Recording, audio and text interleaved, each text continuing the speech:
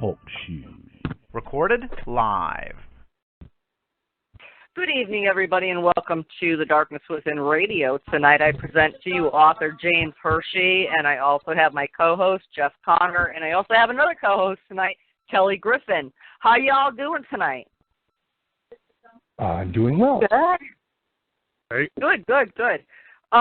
James, do you want to tell us, about your books and how you got into them? And if Crystal doesn't shut up, I'm coming over there with a roll of duct tape. She said if Crystal doesn't shut up, I'm coming over to roll with duct tape. Hey, I got duct tape, but I use it for other things. Ignore that part. You didn't hear that. Never mind. Tell her we're live. I'll hear it anyway. We're live now. So, James, do you want to tell us what led you to Crystal, write your book? Yeah, basically, ever since I was a little kid, I've had nightmares. And the nightmares come every night, and what happens is I get a different scene from a book with each dream. And they're not in any particular order. It's all mixed around. And they're like super vibrant, super realistic dreams. And they just keep coming night after night. And I know that the story is complete, that I have the whole thing, because the dreams will start repeating themselves. And so, in other words, I'll have the same dream that I had before, like exactly the same. And so this had started happening when I was real little, basically as long as I can remember. And my grandmother, she used to make me sleep with a little miniature Bible underneath my pillow, because she told me that would make the dream stop. But of course, it never worked. But I never told her. I was like, yeah, that's great, thank you. So this went on for years and years and years. I kept having a set of dreams, which turned out to be my first novel, Iron Legion. And then one day I was reading a magazine when I was in high school, and I believe it was Scientific American, but I could be wrong. It was a magazine like that. And they had an article in the magazine about dream journals and about interpreting your dreams. And the basic gist of the article was that if you wrote all your dreams down in a dream journal, then you could go back over them, and then you could interpret what they mean, and they had a bunch of different interpretations of what certain things are symbolizing in your dreams and everything. Right. Well, from that, I decided that would be a good idea. I'd write down these dreams so that maybe I could try to figure out why the hell I kept having them. Because, I mean, if you've ever read my work, it's pretty horrifying stuff. I mean, it's not for the faint of heart. I didn't read it yet, but I plan on reading it. And so what I did was I started writing these things down when I would have them. I would wake up, and I didn't go out and buy a fancy dream journal because I'm just an old redneck from the mountains. So I just got me a spiral notebook and set it there by the bed. And I would wake up, and I would write these things down. And I noticed that once I wrote the dreams down, they didn't come anymore. That particular dream that I wrote down didn't come anymore. So then once I cycled through them all, they stopped. And I had a night where I didn't have any terrible dreams, and I thought, wow, this thing's over. You know what I mean? I can live a life now, a normal life like everybody else. Well, then they started up again, but it was a different story. So that cycle has repeated itself throughout my entire life. I've dealt with this since I was as little as I could be to remember what was going on. And it's just story after story after story, and I write the things down in my journals, and then they go away, and then a new set of stories comes. Well, I decided to try to pull them out and to make some sense of it because, I've always wanted to be a writer, and put it off most of my life, because you're afraid of failure, you're afraid you're not good enough, you can't pull the thing off, because a novel is a very monumental thing to do. It's a scary thing because it's so big and such a daunting task. But I decided to try to figure it out, so I pulled out the dream journals, and I started reading through and trying to take all the different scenes and put them in some kind of order where they made sense. So what that basically gets me is the skeleton of the novel that I'm going to write. So then what I do from there is I line it all up so that it's in like a chronological order, so it kind of makes sense. And I read through it one time good. And then I sit down on my computer and I just kind of zone out and let my mind go blank and just space out and just start typing. I don't ever really outline. I don't ever really try to think, okay, what am I going to do here? What am I going to do here? how am I going to make this character happen? What is the ending going to be? Even down to what the title of the book is. I don't think about anything. I just start writing. And whatever it is that causes these dreams to keep coming every night just kind of writes the books for me in a way. I know that sounds crazy and it sounds loony. I'm not saying I'm a psychic or anything like that. But whatever it is that causes that in my mind, I just let that part of me or whatever it is take over and just let it flow through me. And I write the book. And basically I write as long as I feel compelled that I have to write, because I don't ever plan to sit down and write. I don't say, okay, from 5 to 6 today, I'm going to sit down and work on this novel. What happens is I'm filled with a compulsion, like a need that I have to write. And the longer I don't get to my computer, the stronger the feeling gets and the more panicked I feel. I literally almost have a panic attack where I start shaking and freaking out that I have to get to my computer. I got to get this done. So I'll get to my computer and I'll sit down and I'll just start flowing. I'll just start writing. And as long as that feeling stays. But would you consider that like automatic writing, like, you know, you're not really compelled to write, but you just sit there and write? Would you consider that like automatic writing from like a spiritual kind of world? It quite possibly could be, honestly, because like I said, I don't plan on doing the writing. I don't put any real conscious thought into it. I don't try to organize anything. I just let it flow. I have a feeling inside me like I have to go. I have to do this.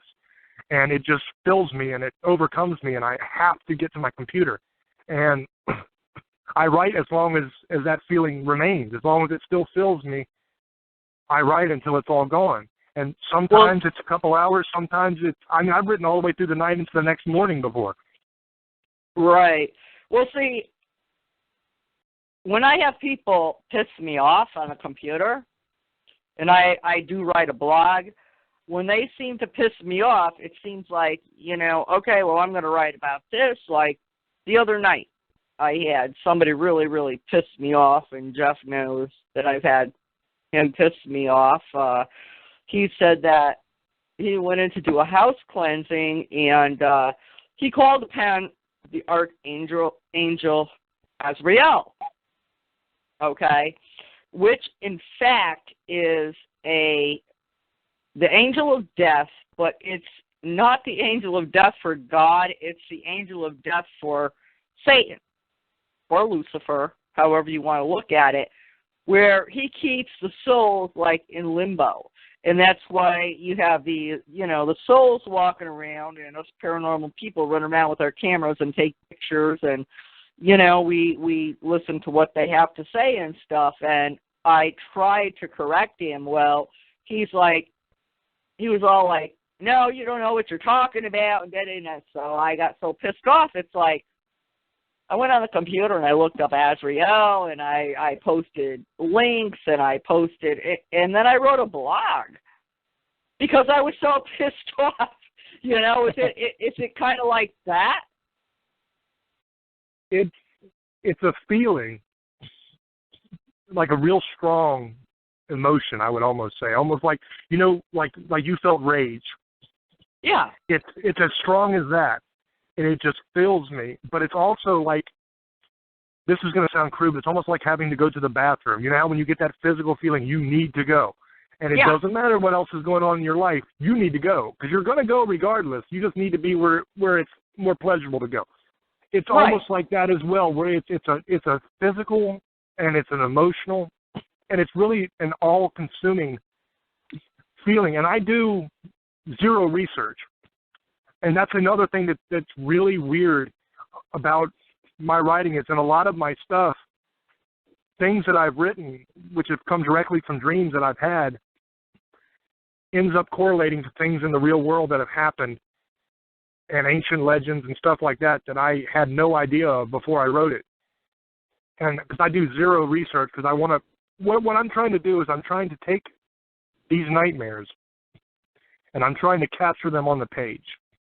I want my reader to experience my stories, my nightmares, in the exact same way that I experienced them. I want them to go through me waking up sweating in bed, scared to death, looking around, not knowing if what I've just witnessed is real, if I'm actually there, if it was all a dream. Because when you wake up, there's those couple seconds that you don't really know. You know, you don't know whether what you've just been through is real or whether it's just a figment of your imagination or what the hell happened. And that feeling of fear, that panic, that adrenaline rush, that emotional roller coaster ride that you go on in that moment, I capture on the page in my novels. And I want it to remain as true to that as I possibly can. So I don't try to get too smart with it. I don't try to do a lot of research. I don't try to, you know, use the biggest vocabulary I possibly can and show off how brilliant I am or anything like that. I just take exactly what I experienced, and somehow I'm able to take the visual aspect of the nightmare and the all-encompassing feelings of it, and somehow put that on a two-dimensional page so that you feel like you're there as well. You and know, that's why my books are so scary. Sometimes our nightmares, they're real to us. You know what I'm saying? Before I got into the paranormal world, I mean, I've always known I've had a gift. I used to, when I was younger, you know, go and play in cemeteries and what have you. But as I got older, I started having this, like, reoccurring dream where I was walking through the cemetery, and they were literally reaching out of the graves and trying to pull me in the graves. You know what I'm talking about? Yeah. And when I got into the paranormal world, those dreams stopped. It's like they were telling me, like, please help me, or something like that. Well, a couple of months ago, my dad has passed away since then. He's gone like 4.5 years, and I recently, like a couple months ago, had that dream again. And this time, I yelled out for my dad, and I kind of woke myself up, but didn't wake myself up because, well, maybe I did wake myself up and my dad was there, or maybe I wasn't awake, but I screamed for my dad, and he was there to help me out of this situation, and I haven't had the dream since. You know what it's like? It was like so real to me, you know? Yeah. But yeah, maybe, I love maybe playing the spiritual cemetery. world. Maybe that's a way that spiritual world can communicate with us is through our dreams. I mean, throughout history, you've had diviners and prophets and people that have taken knowledge from their dreams and applied it to real world. Maybe that's a way, like you said with your father. Maybe that was a way he could communicate with you. Because I think that the spiritual world and our world, I think what it is, I think it's a different dimension. I think we're right on the same plane here, man. We're just a little bitty wall separates us, just one dimension to another that we cross over. And I think that it's at certain times of the night and certain ways, like when you're asleep, you know, your subconscious takes over. Maybe there's a little less resistance or something. I don't know. I mean, I'll leave all that to the paranormal researchers to figure out. I'm just a writer, but I think there's something there to where they can communicate with us better or easier that way. They do communicate with us through our dreams. I have actually, from my loved ones, I have smelled my father's aftershave lotion, my grandpa's pipe, and he was only allowed to smoke in the bathroom, so I smell it more in the bathroom than anywhere else in the house. Grandma used to cook fantastic spaghetti sauce and chicken soup, so I smelled that. You know what I'm saying? So I could relate to, okay, well, Grandma, you're here. It's like, and where's my meal? I'm hungry, you know? You know what I'm saying? It's like they do come to us in our dreams, and I think a lot of them come to us in our dreams and try to warn us about stuff or protect us. I just recently had a very, very good friend of mine, Padre Joseph, pass away, which was a shocker. And like a week before, and I didn't even know this was going on with him, a week before I was running an EVP session, and on the EVP it said Joe. You know? Then I found out he was in intensive care, and he was on a ventilator and in a medically induced coma. And I'm like, okay, and, you know, I sent out for people to pray for him all over the place. And after he passed away, he came to me and heard my name being called. I opened my eyes, and he was standing there just like as clear as day. And he said to me, he says, I will always be with you in spirit. And I went back to sleep. That's all I remember, but this is how the spirit world comes to us. But it's very interesting that I find, you know, you called your book Legion, the first book, you know? Yeah, yes, I am Legion. And it's really interesting because when you do an exorcism and usually ask for the name, that's the first thing they come out with is, I am Legion, I am many. Now, have you actually, like, heard that before? Not really. I mean, I don't watch a lot of the exorcism stuff and everything like that. But the way I get my titles for my novels is the same way that I get all the stuff for my novels. It just kind of during the flow process that I call it while I'm writing.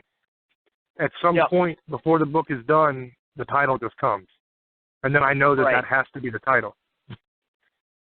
And that's how I got I Am Legion, you know, and that's how I got Call of the Wind Spirits and The Surrogate of Souls, which is my new novel, which is the second book of the Legion series. That's how I got that as well. It's during the writing process, usually about the point I'm at now, somewhere in this range of the new book, is when the title will just come. And it'll just be, it's almost like, you know, when you're trying to remember somebody's name, and you're like, what is that girl's name? I can't remember. And then all of a sudden it comes to you, and you're just 100% sure that's her name.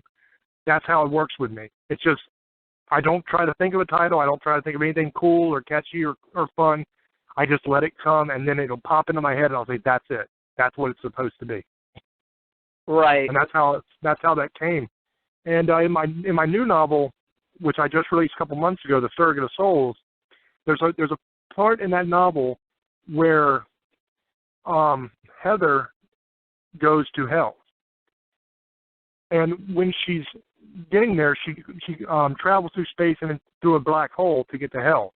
And I remember many, many years ago when I had the dreams, I thought, that is such a weird thing. It didn't fit in at all with the rest of the series. It was just strange to have her going through space. And when I was putting the scenes in order, I couldn't figure out where the hell that was supposed to be, because it was so out of place and it didn't make sense to me. But I just trusted in the nightmares. I trusted in the process, and I put it in the book, and I just ran with it. Well, a couple months after the book was published and already selling and everything, Stephen Hawking came out and gave a speech. And in this speech, he started talking about a new theory that he had. And his new theory is that black holes are actually interdimensional gateways where you can travel to another dimension through a black hole. Never been even thought of before, you know, cutting edge stuff. But here I had that dream when I was a child, and I'm 41 right now. This was decades and decades ago. Right. That I dreamt this, and it ended up in my novel. And it's little things like that happen, and that's what got me thinking about, you know, maybe the spiritual world is just on another dimension, and it's so close to us. That's why we feel them sometimes, you know. The wind blows right. You can smell the perfume, like you said, or you can just feel their presence. I think it's because it's so close. It's just a tiny little pain that separates us. And some people that can see ghosts and stuff, maybe they are just more sensitive to that and can see through that window. For the rest of us, it's like the windows are tinted or something, and we can't tell what's on the other side, even though we can feel it. Does that make sense? Yep. Well, actually, there was this one author that I heard, and God rest his soul, he just passed away not too long ago, very young guy. He had stated, and I heard this when we did an interview on Evan Jensen's show. His name was Grady Moses, and thank you, Grady, for bringing it back to me. Grady Moses, actually, he died, and he went to heaven, and then he came back. He told us exactly what heaven was all about, but he was brought back to life, so he didn't spend too much time in heaven. The second time he died, he went to hell. For 7 days, he was in hell. He was in a coma. He was on all kinds of machines, and he literally spent the 7 days he was on these machines, he was in hell. And he came back, and he told us what it was like. I mean, I can't imagine dying like that and coming back to tell about it, you know? This time he didn't come back when he passed away. He had a heart attack and never came back. He's a very, very young man. You know, he was in his late 30s. God rest his soul, you know. But matter of fact, I was supposed to have him on the show, and he passed away. You know, I mean, it's like, I wonder about people like that, you know? Do you think it's really true, James, that this could happen? Yeah, I mean, there's a lot of things out there that we just don't know about, that we just don't understand. See, the fallacy of humankind is that we think that we know all the answers all the time, and we're constantly being proven wrong on even the most fundamental things that we thought we understood. It turns out, oh, nope, we don't understand that at all. We didn't know what we were talking about. And that happens constantly. But we have this amazing curiosity and this amazing desire and need for knowledge and need to know things, but yet at the same time we fear the unknown, and we always think that we know everything, and it's a weird combination that happens. But I think there's a lot of things out there that we just don't understand. I mean, the things that I've seen and experienced, I mean, they tell me definitely that there's more out there than just this. Now, what exactly that is, I couldn't tell you, but... You know, I mean, Jeff could vouch for this. As far as the paranormal world, you have a lot of people out there, and they're like, well, I'm an expert. Just join the paranormal world, and they're experts already. You know, I've been in the paranormal world for 21 years, and I don't call myself an expert. There's still a lot of things that I haven't learned yet. If anybody was an expert... we wouldn't have a paranormal field. We wouldn't have people out there to try to figure out what is going on. You know, why... It's really disappointing. I mean, honestly, when I look at the paranormal community now, and I see, and I'm, like I said, man, I don't think I'm a psychic. I don't know what the hell I am, honestly, Judy. I don't know. I'm not an expert at all. I don't know what is happening to me. I don't know why, ever since I was a little kid, that this has happened over and over again. I don't know what it is that I'm seeing.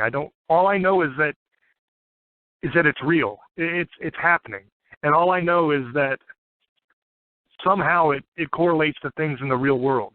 You know, and it's not always just like horror dreams. I mean, when I was a little kid, do you remember the Challenger with the first teacher in space, Chris McCullough, when it exploded? The night before that happened, I had a dream that it blew up. And I mean the exact same way. The one part went one way, and the little spiral piece went the other way, and it made like a little flower look. I mean exactly how it happened on TV. And I went to school that day, and I was so scared. And I thought, please, God, don't let this be true. Don't let this happen. You know? And we sat there. I remember like it was yesterday. They I'm brought a TV in. I'm not gonna say you're a total psychic. You have psychic abilities. Yes, you did see that. Could you have maybe warned somebody? I doubt it. Okay. No, At that was point in time, just a little I doubt fella. it. You have psychic, and everybody would look at you like you're crazy. You have psychic abilities. I don't consider myself a psychic. I do have psychic abilities. I mean, I don't know why I could tell when people are going to die, but I can. I don't know why. I can tell when people are going to die, and I can give you the exact date when they're going to die. Don't know why. I wonder if we'll ever really understand. What's that? Huh? Kelly, you there? Yeah, I'm here. Oh, did you have a question, Kel? Yeah, I just said, is there anything you need to tell any of us? Yeah, that's really interesting. But I did have a question. Is that okay? Yeah, go ahead. Okay. First of all, James, I wanted to tell you congratulations on your books. Thank you. Apparently, you'd mentioned that sometimes you felt crazy, but you're resonating with a lot of people because there's 5-star ratings all the way down the line. Yeah. But and I talked to you about your writing process before, because as you know, I was a songwriter, and I remember those moments when you're writing or someone's writing for you. It feels like someone's writing for you. Exactly. You go into this mode. I remember sitting straight up in bed and just write. I had to have a pen and paper with me at all times because I never knew what was going to hit, like you said. And after the song was over, I'll look back and say, who was that, and what was that about? And even my producer said, how'd you get to all these places? You're so young. And I was like, I don't know. These are not my places, But anyway, my question was, do you carry around, like that, a pen and paper? And do you add to, or is it just constant, just like you said, when you're on the computer, you just write? I mean, do you ever add anything to that? I used to carry around a notebook, but now I have the Word program, Microsoft Word, on my phone as well. So I always have my phone with me. So when I'm out and inspiration strikes, I just pull over and I just start writing. And much to the dismay of my wife, who sometimes doesn't see me for hours and hours and hours, I just kind of disappear off the face of the earth because I'm on the side of a highway somewhere writing. But I have that with me at all times, so I write. And then when I'm home, I get on my laptop and I write. As far as adding to, no. Basically, when I get done writing the book, the first draft of my book is what flows out of me. And then when I go back through and I do my edits, the only thing I do is spell check, basically. Just spelling and punctuation, stuff like that. Try to clean it up and polish it and make it so it doesn't appear so frantic and nuts. You know what I mean? Just change the punctuation a little bit, make sure the grammar's good, make sure the spelling is good. As far as plot points and changing the storyline, I never change anything.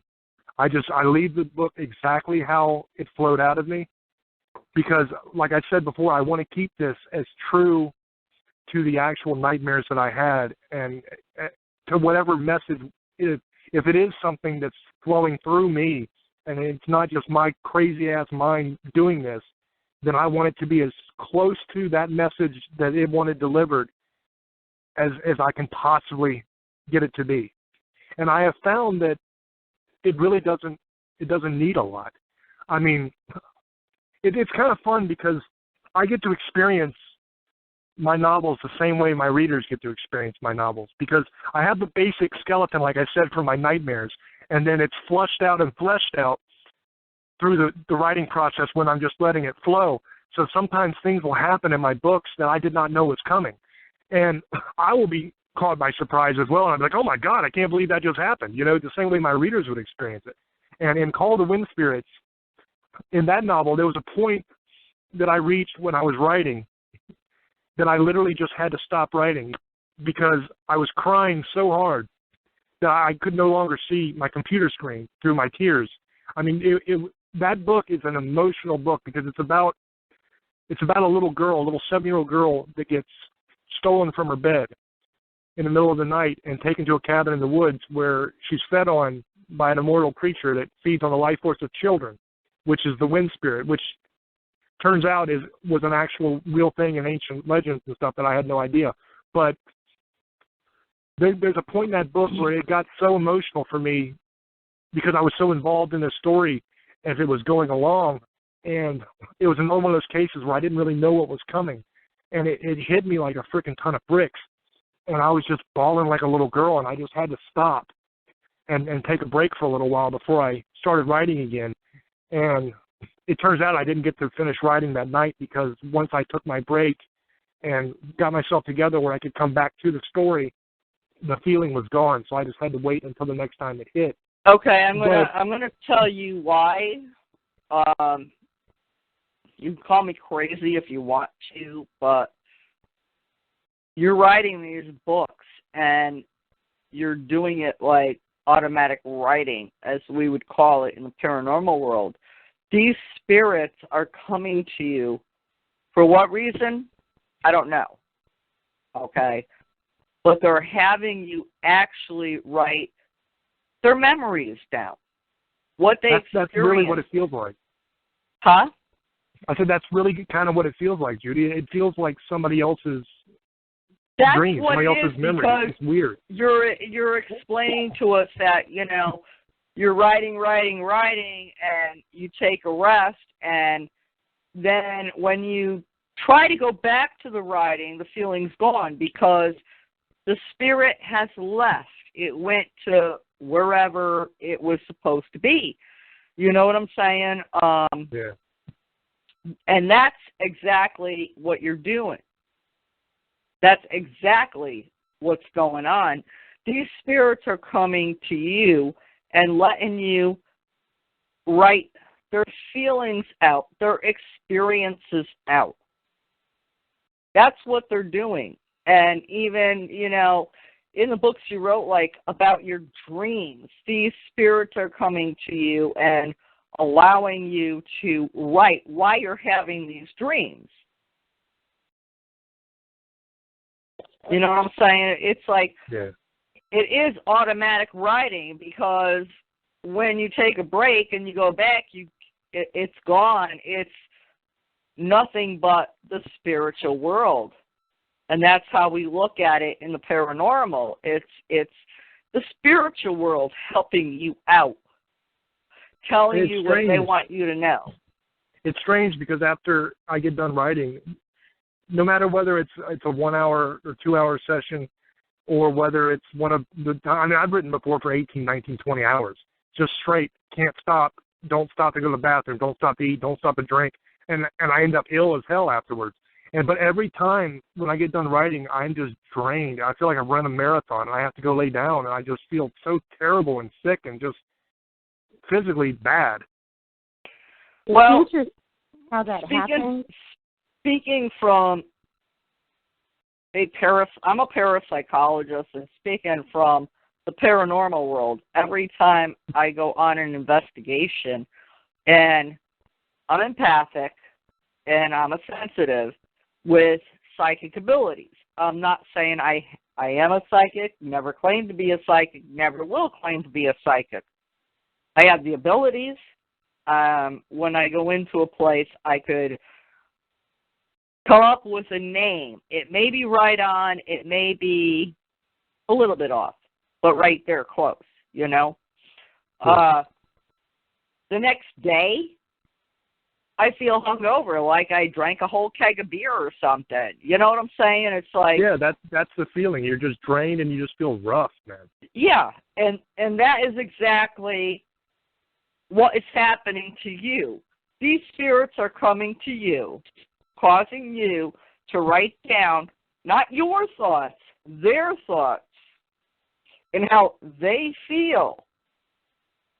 So you write them out, and now you have the spirits around you, and you're doing all this.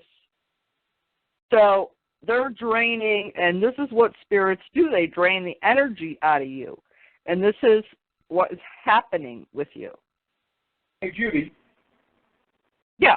I don't know if you remember this. I'm from West Virginia. Not married to my cousin, don't own sheep. But anyway, when I was up in West Virginia, I remember reading. They used to have the ghost stories and all this kind of stuff. I don't know if you ever heard the story about the girl that was killed by her husband. It was one of the, I think, the only time that actually they actually recognized a ghost coming to this lady in her dreams and actually come to her in court. Did you hear that story that she kept coming to him every night and basically helped? I think it was like her friend or something actually proved that she was killed by this gentleman. Do you ever remember hearing that story? No. That's really interesting. I'm from the mountains of West Virginia up here in the Shenandoah Valley. Oh my God, I'm from Mullins. Yeah, so we're not really that far away. I live right up on right by Star Tannery up in the mountains here, right by the line. I know exactly where, man. That is freaking awesome. Well, my wife is. I'm sorry, I apologize.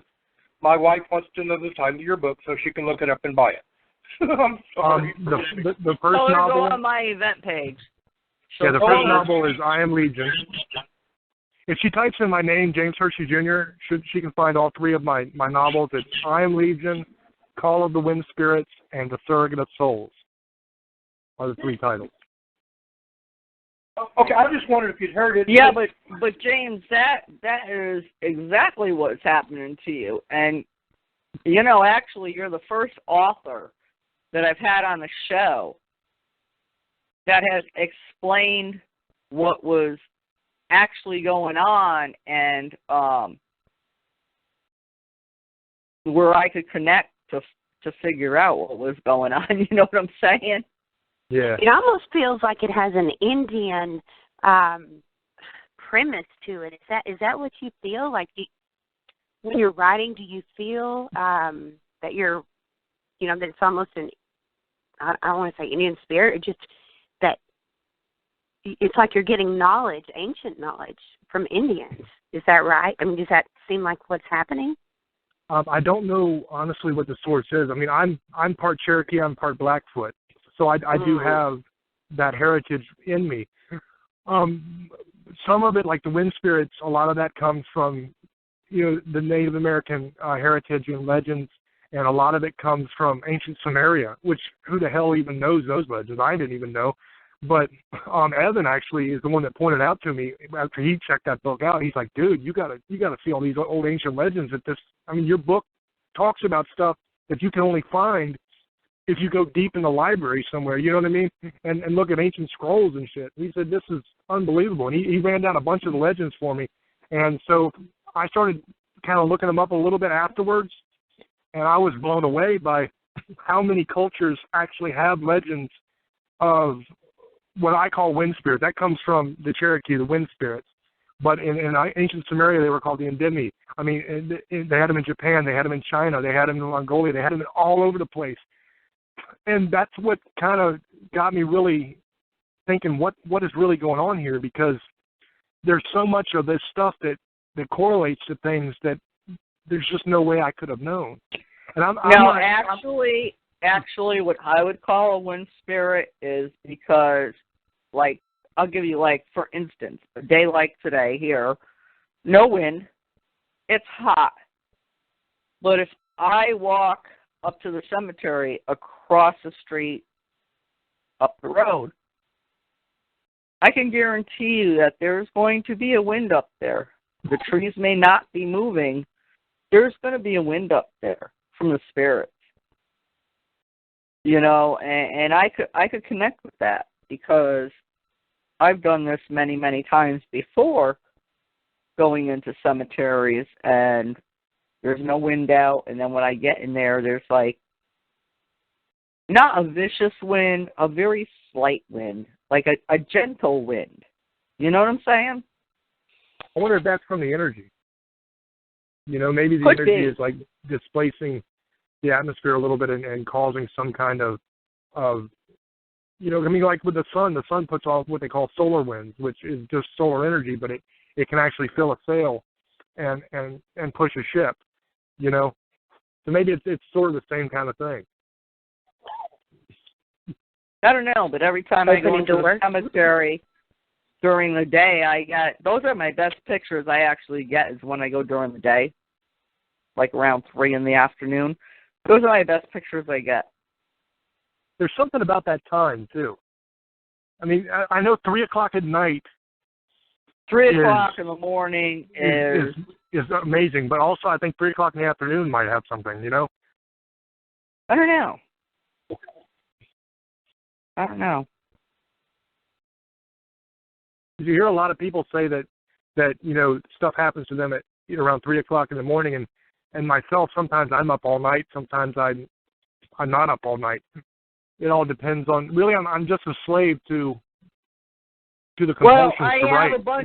I've got a bunch of spirited dolls here, and whenever they decide to come out and play, that's when they decide to come out and play. I don't care what time of day it is, they come out when they come out. So what I'm saying is maybe 3 o'clock, whether it's nighttime or daytime, maybe that is a point in time where that pain in between our dimensions, that little layer that separates us, is just that much thinner. And it makes it easier for spirits to cross over and to manifest himself to us or to leave impressions on us. Maybe it like how the universe is always expanding, maybe that interdimensional plane is expanding and contracting, and maybe during that point in time, it's thinner. Does that make sense? Yeah. I'm sorry, Judy. I was going to tell y'all, I was talking to somebody about this the other day, and it was like this person's time that you're talking about, that reoccurring time where, you know, you feel moved or something is occurring to you or you feel like writing. This other person's time was different than my time. Like, I have one in the morning, it's like 3:24 a.m. I can wake up 3:24 a.m., you know, for weeks and not understand why. And this other person had a different time. And it's like, what do these times, what do they mean? Do they all mean the same thing? Is it, I don't know. So that's an interesting subject. Yeah, that'd be something that the people that are much smarter than me should look into and figure out. Because I think there's something there. I really do. I just feel like there's something to that. And guys, maybe it has something to do with our biological clocks. Y'all know that I like to do research, so okay, whatever. I'll just research that, okay? I mean, I know for me, it's like, I'm up at 7 o'clock in the morning, and it's like, why am I up? I don't have a job to go to. You know, and I get up and I have my cup of coffee and feed the cats, and sometimes the cats sniff their food and they don't even want it, and it's like, okay, well, you don't want this shit, so I don't want it either. You know, it stinks. You know? But at 7 o'clock in the morning, I'm up all the time. Like I have somewhere to go. Exactly, and that 111 number pops up for me, too, all the time. I think that's universal, though. I'll pick up my phone, 111. Look at the phone, 1111. Something about those ones. I'm hoping those are angels. I'm just going to go with that. The numbers, when you get numbers like that, Kelly, those are the angels, and you should look it up under the angel meaning. There's a connection with multiple numbers and the Illuminati and the ancient Freemasons and stuff like that. Mm-hmm. I don't recall exactly what it is, but they put a lot of power into numbers, especially sets of numbers. So you should definitely research that a little bit, because that's some interesting stuff. Yeah, it is. I will. But do you find that when you're writing, there's a certain time that you feel like writing? Like, you know, is it like you said, there's something about 3 o'clock in the morning. Do you ever feel the urge at certain times to do that, or is it just random? It's really random, but the only really bad experiences I've had with this, I mean, that's a relative term with me, because I dream on a nightly basis things that would make grown men cry. I mean, they're really horrific dreams. And so for me, something that scares me and gets me unsettled would probably drive the normal person completely bonkers. But the only really frightening experience I've ever had happened around 3 o'clock in the morning. I was laying in bed, and I got the normal compulsion like I would, always get whenever it's time to write. And I got ready to get up to go write, and then I was just filled with this, I don't even know what to call it. Fear doesn't seem like a good enough word. Dread, just a sense of being appalled. It was just scary. And I just could not make myself get out of the bed because I was just terrified of what was over there, what was outside of the room I was in. Even though I didn't have a feeling that there was anything waiting for me, it was just, I had this overwhelming sense of terror and fear. And to scare me, like I said, I see a lot of bad stuff in my dreams. I've been through a lot. I'm 6'4", I'm 300 pounds. I hold a master rank in Shaolin Kung Fu. I teach self-defense. I am not somebody that gets scared easily. But whatever this was had me terrified. And I literally did not get out of my bed that night. I just curled up underneath the covers like a 4-year-old and tried to go back to sleep. But that happened to me around 3. It was a little bit after 3 o'clock in the morning. And that's the only bad experience that I've ever really had to where I just couldn't cope with it. I do that about 3:33 in the morning. It's like I feel like I have to go to the bathroom, but it's like I'm not going out there. There's something out there because I did do EVPs in this house. One night we were sitting in the living room and we heard the dishes in the dish drainer. They were like clanking. Well, I have cats. So I looked over there. There were no cats on the counter or anything. And about 10 minutes later, we heard it again. It's not just me that heard it. It was also somebody else that heard it. So I turned my program on my phone. I have an app. It's called Ghost Hunter. And it's pretty true to the paranormal world, I'm telling you. And I got the name Harriet. And I also got the name Kitchen. So Harriet was in the kitchen making noise with my dishes. So I don't know who Harriet is or anything like that. So well, hopefully she's a helpful ghost that'll do your dishes. That would be wonderful. Yeah, right. Good joke there. Every time I look, the dishes aren't done. She just likes, I think she likes to try to break them. And I got another name David, and I'm like, this is basically, we live in a trailer park, and it's a pretty new trailer park, but the town itself has a lot of Native American history to it, That is interesting. It would have been interesting to know, too, James, if you would have gotten up that night and written what, some of your dreams are, they are scary. So if you would have gotten up and written that night, what you would have written. Yeah, that might have been the most terrifying stuff I've ever written, because I have never in my life felt like that. I mean, you could have put Michael Myers, Freddy, Jason, the whole lot of them in the room with me, and I would not have been as frightened as I was by whatever the hell it was that was with me that night. And it was weird because I didn't see anything. I didn't hear anything. Everything appeared completely normal. There was no reason I should have been frightened. But, I mean, I was literally shaking scared.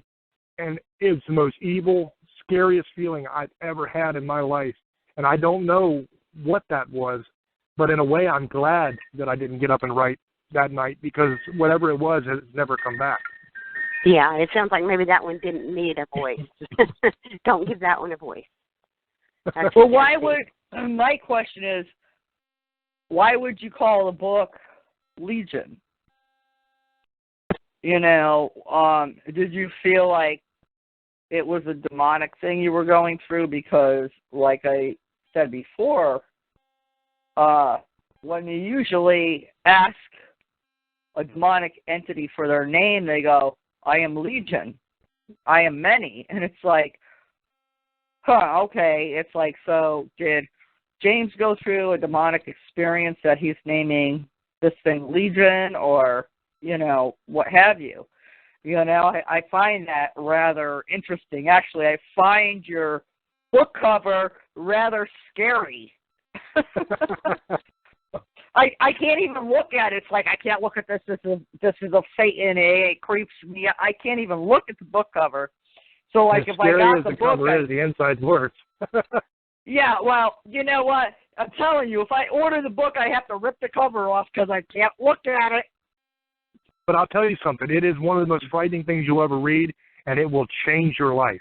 I mean, it's literally, it is such an amazing book. It will change you. But you will not be able to put that thing down. Again, every book I read, I change my life. You will not be able to put it down. I've had people that don't even read tell me that they read the book because, you know, people they know have read it and said it was so amazing and they had to check it out. And everybody who I've spoken to has gotten through that book in 1 or 2 days. And that's true of all my books, basically. And I don't write little short books. I mean, my books are around 400 pages at least. They're long books. And actually, I could tell you, like, Ed Becker sent me a book. Author Ed Becker. He sent me a book. Okay. I have it here. The name of it is 13 Chilling Tales. One day, we had the cable shut off on us, okay? So I sat here and I started reading, and these are just, you know, nonfiction tales, what have you. And I started reading that book, and even when the cable came back on, I couldn't put that book down. I had to read it cover to cover. That's, you know, I got to have something else to do besides being on the computer all the time. Yeah, not good for you. I had one gentleman send me an ebook for free, and I downloaded it to my computer, and I read like the first couple pages of it, and it's like having sex with a spirit, and it's like, no, I can't read this. I couldn't read it anymore, you know? Yeah, there's a lot of weird stuff out there, especially in ebooks. I mean, there's 95% of the books that are put out on Kindle now and in ebook format are just pure garbage. I mean, I don't have a problem with erotica if that's what people are into and they want to read erotica and they want to write erotica. Hey, great. I'm not one to judge. But no, you don't understand. I have a cousin, and he's homosexual, and he believes that he has sex with Pat Tillman. There used to be a football player, then he went overseas because he was in the service, and he got killed. Well, he believes Pat Tillman comes back every night and has sex with him. I'm like, and then I started reading that, and I'm like, oh my God, I can't read this. Because it's just like, I was talking to my cousin, it's like, I can't read this.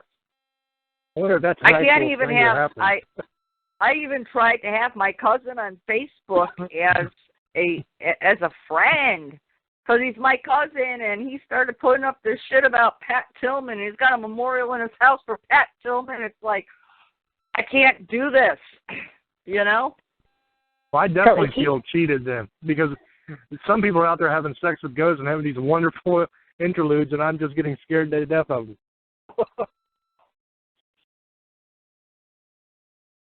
It's like, I don't know why people do this. Why do they do this, you know? Yeah, that's not okay. If he's not okay with that, is he? Is he okay? Or how does he feel about that? My cousin? Mm-hmm. He's fine with it. He's like, that's the best sex he ever had, but that's not... okay. Well, in that case, yeah. Okay, bring it But back. it's not normal.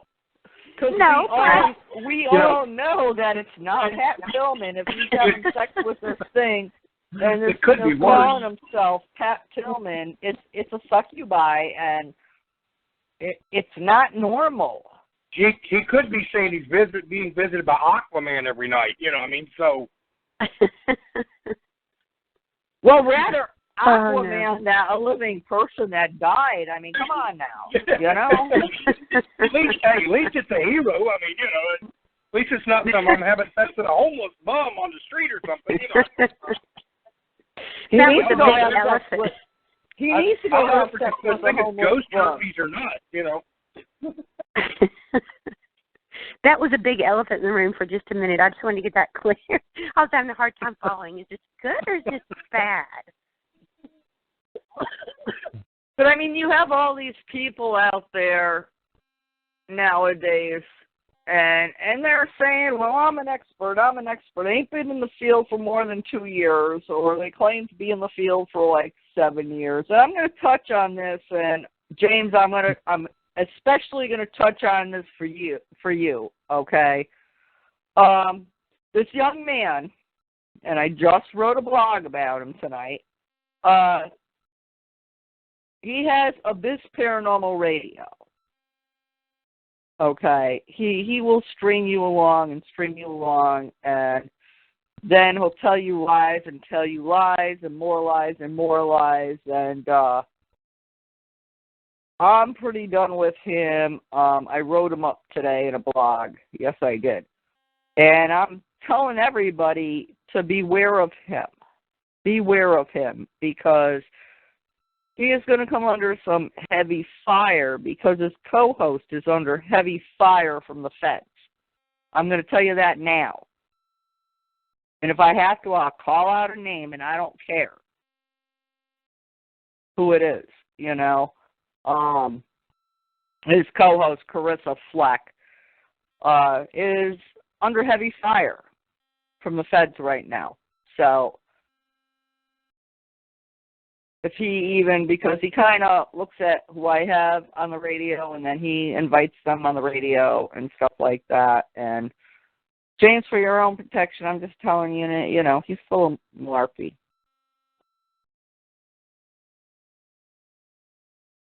You still there, James? Yeah, there's a lot of that's kind of what I was touching on earlier. There's a lot of drama that goes on in the paranormal community, and it's just it's disappointing. I mean, there's a lot of people out there that make and I'm not saying these people are. I don't know these people. I don't have any knowledge of any of this. But what I'm saying is I see it on TV all the time. I'll turn it to these shows, and these so-called experts and people on there that are ghost hunters and these things and those things, and it's just gotten to the point of being ridiculous. And then you have all this fighting that goes back and forth between everybody. And my view on it is, and once again, I'm not commenting on these individual people because I don't know the situation. But as a general rule, it's hard enough for us as a paranormal community to get the rest of the world to take us seriously and to believe us. You know what I mean? We shouldn't be biting each other's heads off and cutting each other's throats. We need to be supporting each other and loving each other, because in a lot of ways, we're really all we have. And you know what? When I first got into the field, there was paranormal unity. I have been on Facebook for a while now, and I have never, ever seen such discord in my life like I have seen on social media. And what I call it is romper room. It's an adult romper room. That's all it is. Social media is adult romper room. Yeah, it has gotten so bad, but there's a few of us out there that we will talk about people, but we don't talk about them unless we have true, down-to-earth facts about these people. I mean, we go out there, we get arrest records, we get warrants, we get everything on these people before we call them fake and frauds. That's the only way we could do it. But when you got somebody coming in here and saying, oh, I'm going to do what you do and what so-and-so does, and they try to do it, and now they're in the spotlight. You know what I'm saying? I think that's what drives a lot of the nonsense is this whole movement has started to catch on, and it's kind of the in thing right now as far as, like on TV and stuff like that. Everybody wants to have a ghost hunter show. Everybody wants to have a possession show. You got, mountain monsters, all this kind of stuff. And I think it's the good old root of all evil, money. I mean, it's greed. It's people wanting to latch on to something that's become popular and cash in on it. 4 years ago. I think that's sad. 4 years ago. 4 years ago, I got offered a TV show. But with the TV show, I needed a team. So now I call one of my close friends, John Zaffis, up. And I talk to him about this TV show. And I tell him, I said, now, John, I'm not the one to say, oh, my God, something touched me. Oh, my God, something pulled my hair. I said, I'm not going to do that. And he's like, that's what they want. And if you can't do that, let the email go. I let it go. Because I'm for real. I'm not going to go in there and say, something pushed me, something touched me, something pulled my hair. I'm not the one to do that. If there's nothing there, there's nothing there. I mean, that's what makes it seem like such nonsense to me when I watch it. That's what takes away all the credibility of the show, of wanting to believe what they're doing. Is you're like, oh my God, what's that over there? And the camera will move really quick, and there'll be nothing there. There never is anything there. I'm not saying that it doesn't happen, that people don't see things, and when you go on these investigations, you get EVPs, you get real stuff. I understand that, and believe me, I think that's 100% true. But yeah, but the majority of that stuff you see on there is just ridiculous, made-up crap that they're doing just for money, and I think that's sad because what it does is it takes away the credibility from the real people. I watched the show one night that involved a woman that worked for Jefferson City, Missouri State Penitentiary. It's now closed down, and they're giving tours in it, okay? And it had to do with one of the people that is great on TV. And I'll mention the name, Zach Bagans, okay? So he's interviewing this woman. And he said to this woman, do you ever go in there and provoke the spirit? She says, well, yeah, I go in there and provoke the spirit if I have to. And he's like, well, why would you go in there and provoke the spirit? You know you're not supposed to provoke the spirit. And I'm like, that's it. That's a good one talking. That's pretty much all he does is go in there and provoke the spirit. Yeah, and he's the first one to say, oh, my God, I'm possessed. Dude, if you're possessed, you don't know you're possessed. Okay, fine, I'm possessed. There are 4 stages for possession. You got depression, obsession, possession, and infestation. When they're in infestation, they're totally into you. That's a whole new show, and that is so interesting. I need to learn more about that. But you know what? Me and Evan talked about this all the time. We've been talking about this off and on. I mean, come on. I can never do a TV show. Honestly, James, I can never do a TV show and say, oh, my God, I got touched. I could do that on a daily basis here. I get touched here on a daily basis. I don't know how many spirited dolls, and they like to play in my hair and everything. And I'm going to sit here and yell, oh, my God, I got touched. Oh, my God, they're playing in my hair. Oh, my God, they touched me. Really? Yeah, that's another thing that people need to be, they just need to get educated on because, any of these people that claim to be, professionals, as you've said, can, mention to someone who's not in the field and say, you know what, I think we have a possession. And they're, and that can just even that suggestion can really mess someone up, I can imagine. So, yeah, exactly. I mean, you go to a haunted place, maybe somebody was thinking about going there, and they're new in the field. Mm-hmm. And then you got some fool yelling, oh, my God, I'm possessed. You think somebody's going to want to go there after that? They're Yeah, making or that place look bad. Or even, you know, if you flip that, a friend of mine drug me to Bob Larson one time because he really was interested in him. And he's a famous, I guess, exorcist or whatever. Bob so I'm Larson sitting is there. not a famous exorcist. I know. Listen to this. I'm sitting on the front row, and he walks out and looks straight at me. And he said, "I see a demon." I was like, "Oh, hell no. You don't." No, you don't. But anyway, he came over and did his thing, hit me in the head with his Bible or whatever, and said across. I was like, dude. And he said, "You're going to have to let that go." And I was like, I know. Next. I mean, seriously. First rattle out of the box, he looked at me. So anyway, yeah, that's, you know, but I could see where someone might be horrified by that. I thought it was kind of funny because I knew that it wasn't true. But I could see where someone could really be horrified by that if they didn't know, you know, if they weren't educated on it. Exactly. And some people beg to differ, but no, I'm telling you no.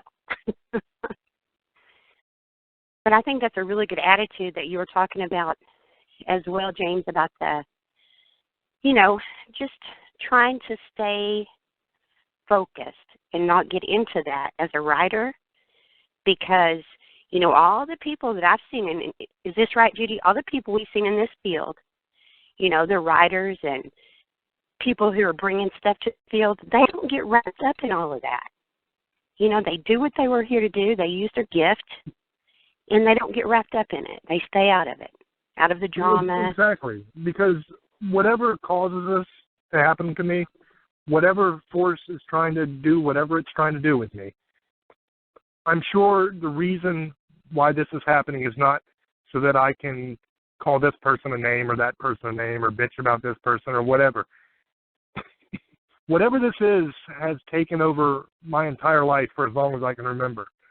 Whatever plans I had for my life, they don't exist anymore because this is what I am. So I don't have the time or the energy to squabble with people about things that don't matter to me. Does that make sense? I'm here for I don't know how long, and I have to get done what I'm here to do. And I don't want to waste the energy to have these battles with people that I wouldn't even talk to on the street. I mean, that's the funny thing. I mean, I spend a lot of time every day communicating and talking with my readers because I'm very blessed that my readers really love my work and they're really vocal with me. They message me on Facebook. I have a fan group that they started that they wanted, and so they come there and they talk to me there, and I get to communicate a lot with them, and I really get to talk to them, and all that love and all that support that they give me is really important to me, and it helps me. Okay, to do what I'm I need guilty. to do. I'm in that group, and I haven't been there as much because I've got like 50 million other groups I got to be in. Shame on you, Judy. Yeah, well, you know, you're in my group too, James. You're in the Darkness Within Paranormal group, and you could come in there and advertise your books. I might have to come in there and just say hi, Judy. Oh, gee, thanks. No, advertise your books. You know, a lot of people like that. I don't want to say anything that's not. So stop me, James. Are you still doing autographed copies or not? Yes. Okay. How does basically Amazon sells my books for about $15 for the paperback. Books A Million, Barnes & Noble, they do a little bit more.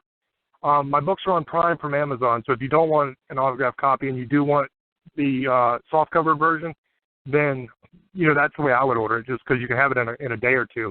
But if you want an autographed copy, I sell those for $20. So basically all that is the price of the book plus the money to ship it out. I'm not really making anything other than what I would normally make on a book off of them. But I've had a lot of people that really wanted autographed copies. So all you have to do is just send the $20 and check, money order, whatever, to James Hershey Jr., P.O. Box 489, Strasburg, Virginia, 22657. If you go look me up on Facebook, find my group, you can go to my website, the horror author, James Hershey Jr. at Wheatley. Any of those places you can find that information too if you need it. Or just hit me up on Facebook and I can give you the address if you want an autographed copy. Just send it to me and I'll put it out there for you. I'll put it in my group. You know what I'm saying. I'll promote your books. I mean, like I said, I'm gonna read that book. I might have to tear the cover off, but I'm gonna read it. James, being an abdominally enhanced West Virginia hillbilly as I am, such, I have to ask the obvious question. I'm sure that people have asked you this question before. Are you related to their chocolate people? If you are, can I get samples? Yes, I am. And if you're still in West Virginia, we might be able to arrange something. There you go. We could all take a trip to Hershey, Pennsylvania, and get a free sample. Let me tell you. Last time I was up there, they let us all in the park free, and I got a big ass box of Hershey bars to bring home. It was amazing. Well, now I used to live in Hershey Town. Okay. Right across the street from the park. My dad used to run a place called Mullen's Grocery. And because he was a wholesaler, we got to do the tour of the plant and everything. My dad, and this was way back in the 70s, at the end, my dad and all the wholesalers got, honest to God, a 10-pound bar. I mean, my God, it took me a year to eat this thing. And I'm a big old chocoholic. But I remember that trip to save my life. They took us through the whole plant, and I don't know if they even still do that. But we got to go to the plant and, the park and all that kind of stuff. They were promoting, to get my dad to sell that stuff. But I'm just curious. That's that's awesome. You're related to him. Yeah, I'm not related, close enough to where I get a bunch of money. But I am related to Milton, the guy who started it. Hey, I used to go out with a guy related to the Smucker Jelly guys. Smoking who? The Smucker Jelly. Oh, Smucker Jelly. That's so cool. I used to date him, and because he was Mennonite, he had to follow his Amish heritage and marry the woman that they picked out for him. I didn't know that. He's not happy. I did not know that. That's amazing, though. Wow. His name is Merv Smucker. That is so cool. Small world, man. My only claim to fame is that he looks Jesse like James, Alan Quatermain from General Hospital. He could have been his twin. Seriously, I demented his younger sister. Because his whole family was Amish except for him. He was a Mennonite, so he had a car and stuff, and he lived outside of his parents' house. And I was every name under the sun in German but my right name. And I perverted his sister. I took his sister out one night, and she came to my house in the horse and buggy. And by the time I got done with her, she was in jeans, had makeup on her face, her hair down out of her Amish country thing. Yeah, and she was drunk. Oh, my God. Okay, note to self, do not let children hang out with Judy. Anyway. I would say my only claim to fame is we were able to find out that Jesse James is my sixth cousin. We have a picture of my cousin up in Boston has a picture of his great-grandfather or something with Jesse. I told my wife, I said, that explains why I have so many children, that I have this intense fear of cops.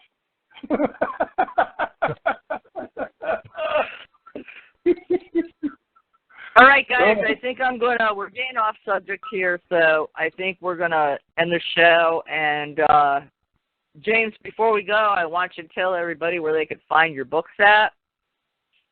Like I said, the very best place to buy them is Amazon. If you just type in my name, James Hershey Jr., my 3 novels are I Am Legion, Call of the Wind Spirits, and The Surrogate of Souls. I also have a short story on there called The Cage, which I may end up pulling off because I think there's a lot more to that story. It was the first one I did. And it's I was not just even getting on familiar there. with the process. I looked on there. It's not even on there. Okay, well, that one I think I'm going to see if I can expand that, because there's a lot more to that story that didn't get put in. But those 3 novels are on there. That's the best place to buy them, because you can either get them on Kindle. I have them on sale for 99 cents for Kindle. Or if you want the 6x9 softcover, it's for sale there, and it's on Prime. You can also get it at Barnes & Noble, Books A Million, all those places, but they jack up the price a little bit. So I would say the best place to get them is Amazon, because you can get them the cheapest and the quickest. Well, I'm sending you a check, James, because I want an autographed copy. Absolutely. I want an autographed copy, too. So make sure you let me know which book you want. I want all of them. So. I want an autographed copy with another 10-pound Hershey bar. You want me to autograph the Hershey bar for you? Heck yeah, with white chocolate. I want chocolate, too. Just when you thought it was safe to read the All righty, folks, I'm going to end this show. We had a great time here. Author James Hershey Jr. was on the phone, and, we know that it's all now the spirit's telling him to write the book. He's doing automatic writing, whether he realizes it or not. I'm glad I could clear that up for you, James. You're doing automatic writing, so, keep doing your automatic writing. Yeah, I've got over 30 novels worth of material in my journals. So, I'm going to be doing this for a long time. James, oh my God. We just have to find out what spirits are with you, because, the Legion, that don't sound too good. Yeah, like I was scared. That was that first set of dreams, and that was the scariest set I've ever had. They were crazy.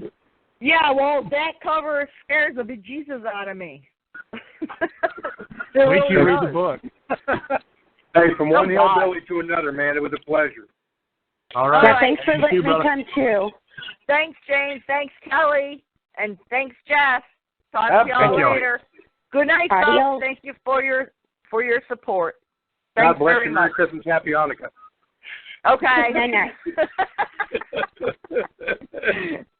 Good night, all. Bye.